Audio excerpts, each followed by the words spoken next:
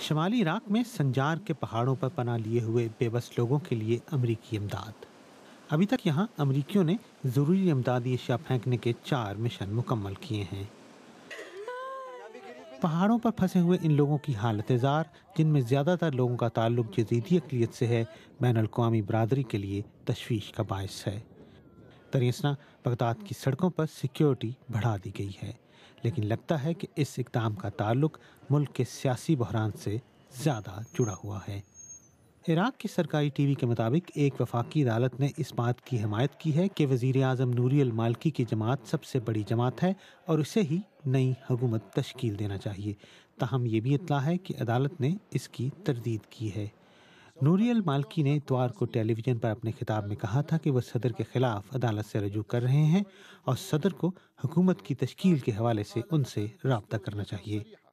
عراق کی سیاسی صورتحال پر امریکہ بھی خوش نہیں۔ آسٹریلیا کے دورے پر آئے ہوئے امریکی وزیر خارجہ جان کیری نے نوری المالکی سے کہا کہ وہ تناؤ میں مزید اضافہ نہ کریں۔ عراقیوں کو یہ بات سمجھنی چاہیے کہ اگر نافذ شدہ آئینی طریقے سے کوئی بھی چیز انحراف کرتی پائی گئی تو بین الاقوامی برادری اس کی حمایت نہیں کرے گی۔ اور شمالی عراق کی سرحدوں پر کرد جنگجو اربیل شہر کے دفاع کے لیے تیار ہیں۔